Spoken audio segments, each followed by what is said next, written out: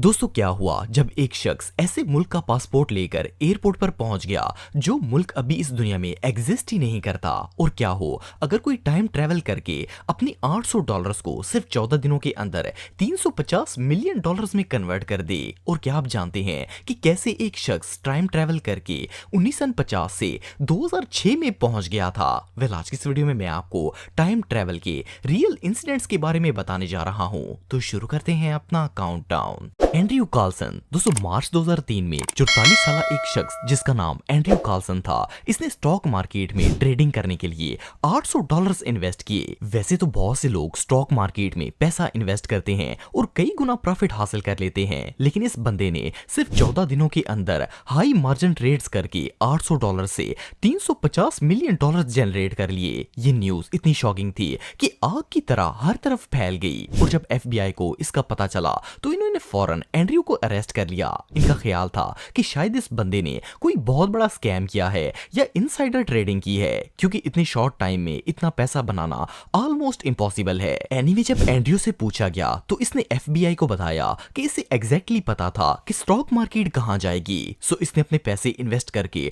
Trading start कर दी। Agents ने इससे पूछा कि इसे कैसे पता था कि स्टॉक मार्केट कहां जाने वाली है, तो एंड्रयू ने बहुत ही शॉकिंग जवाब दिया। इसने कहा कि ये टाइम ट्रैवलर है और फ्यूचर से आया है।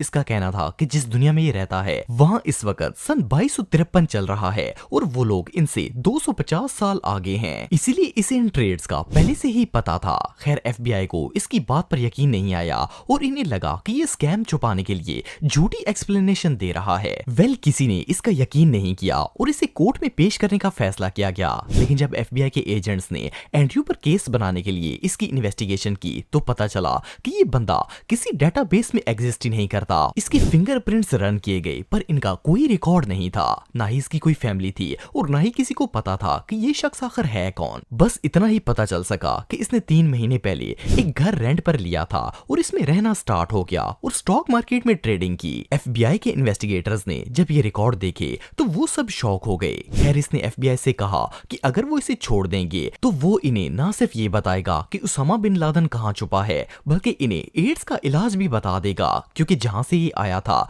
उस वक्त के साइंटिस्ट ने एड्स का इलाज दरियाफ्त कर लिया था। एनीवे FBI ने इसकी बातों पर एतमाद नहीं किया और इसे कहा कि कोर्ट ही इसका फैसला करेगी। लेकिन शॉकिंग बात यह है कि जिस दिन इसने कोर्ट में पेश होना था उस दिन अचानक से ये शख्स FBI की कस्टडी से गायब हो गया। इसे ढूंढने की बहुत कोशिश की गई लेकिन इसका आज तक कुछ भी पता नहीं चल सका और न ही वो दोबारा किसी को नजर आया। इवन आज भी इसके अकाउंट में 350 मिलियन डॉलर्स पड़े हैं और इन्हें किसी ने क्लेम नहीं किया। ये शख्स कौन था, कहां से आया और कहां पर चला गया, ये बात आज भी एक मिस्ट्री है। सर्गी पोनोमरेंको दोस्तों सन 2006 में सर्गी नामी एक बंदा यूक्रेन की कैपिटल कीव में सड़कों पर बहुत ही कंफ्यूज हालत में घूम रहा था। इसे देखकर ऐसा लग रहा था जैसे इसने ये जगह पहली दफा देखी है। ये हर तरफ हैरानगी से देख रहा था और काफी परेशान था। सिर्फ इतना ही नहीं बल्कि इसकी ड्रेसिंग भी बहुत ही अजीब थी। इसने पुराने जमाने के कपड़े पहने थे और सर पर पुराने जमाने की टोपी भी पहन रखी थी। इसके अलावा इसके पास एक बहुत ही पुराना सा कैमरा भी था। इतने में इस शख्स की नजर वहां खड़े पुलिस ऑफिसर्स पर पड़ गई। ये हेल्प के लिए इनके पास आया और पर्ची पर लिखा हुआ एड्रेस पूछना शुरू हो गया। जब पुलिस वालों ने वो एड्रेस देखा तो वो भी कंफ्यूज हो गए। जिस जगह का पता ये शख्स पूछ रहा था वो काफी अरसे पुरानी थी और आज से कई साल पहले वो जगह खत्म हो चुकी थी। वेल पुलिस वालों ने इससे इसका ID कार्ड मांगा। जब सर्गी ने अपना ID कार्ड दिखाया तो वो 1956 का बना हुआ था, जो कि 50 साल से भी ज्यादा पुराना था। हैरानगी की बात ये थी कि ID कार्ड पर इसकी डेट ऑफ बर्थ 16 जून 1932 लिखी हुई थी, जिसके मुताबिक इसकी एज 74 साल बनती थी। लेकिन ये बिल्कुल यंग लग रहा था।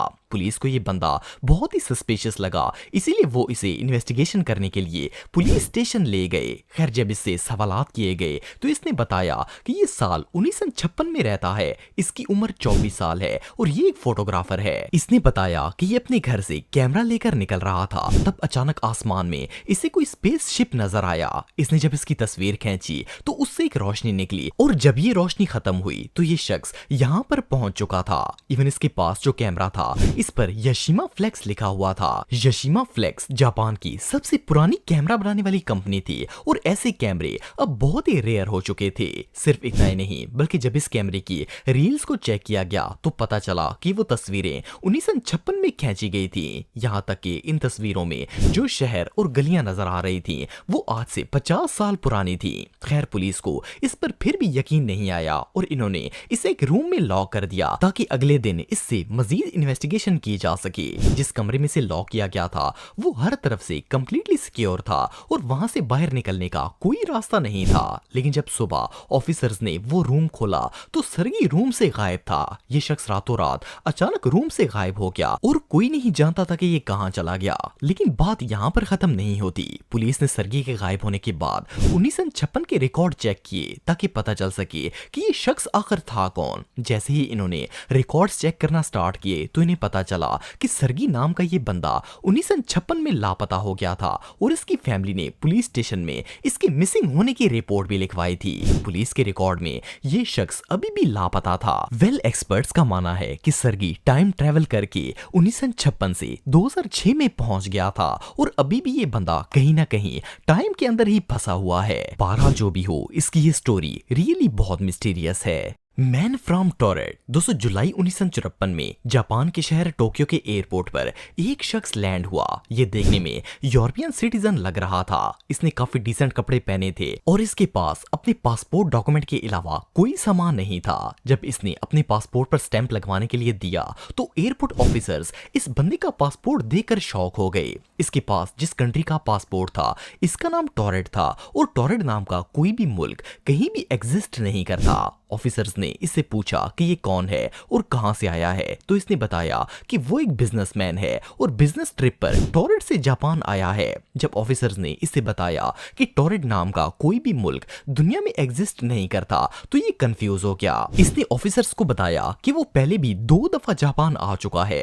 इवन इसने अपनी कंपनी का नाम भी बताया और इस होटल के बारे में भी बताया जिसमें इसने स्टे करना था। जब इन्वेस्टिगेशन की गई तो पता चला कि जिस कंपनी का ये नाम ले रहा था वो टोक्यो की एक बहुत ही पुरानी कंपनी थी जो अब खत्म हो चुकी थी और जिस होटल की ये बात कर रहा था वो टोक्यो में मौजूद तो था लेकिन उनके पास इस नाम की कोई बुकिंग नहीं थी। इमिग्रेशन ऑफिसर्स बहुत ही हैरान थे क्योंकि इस शख्स के पास जो पासपोर्ट था वो बिल्कुल ऑथेंटिक लग रहा था। इवन इसके पास डिफरेंट कंट्रीज की करेंसी भी थी और ये फ्रेंच, जापानीज, इंग्लिश और बहुत सी जबानें भी जानता था। इन सब चीजों से अंदाजा लगाया जा सकता था कि ये वाकई ही कोई बिजनेसमैन है। लेकिन मसला ये था कि जिस मुल्क का ये सिटीजन था वो मुल्क दुनिया में है ही नहीं। पर इस बंदे ने बार बार यही रिपीट किया कि ये टॉरेट से आया है और इसका मुल्क 1000 साल से भी ज्यादा पुराना है। आखिरकार ऑफिसर्स ने इसे मैप ला कर दिया और कहा कि वो इन्हें बताए कि इसका मुल्क है कहां। जब इसे मैप दिखाया गया तो इस शख्स ने एक यूरोपियन कंट्री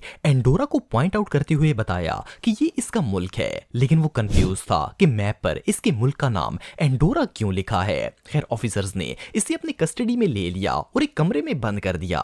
जिस कमरे में इसे रखा गया था वो बिल्कुल सिक्योर था और वहां से दरवाजे के अलावा बाहर निकलने का कोई रास्ता नहीं था। यहाँ तक कि मजीद सिक्योरिटी के लिए दरवाजे पर 2 गार्ड्स भी मौजूद थे। लेकिन इन सब के बावजूद ये शख्स अचानक कमरे से गायब हो गया। जब ऑफिसर्स ने कमरा ओपन किया तो वो शख्स गायब था। ये बंदा कौन था और कहां से आया था ये बात तो कोई नहीं जानता। लेकिन इसकी स्टोरी सुनकर ऐसा ही लगता है जैसे ही कोई टाइम ट्रैवलर था जो अचानक से अपीयर हुआ और फिर खुद ही गायब हो गया। एनीवे जो भी हो इस अननोन बंदे की मिस्ट्री आज तक कोई सॉल्व नहीं कर सका।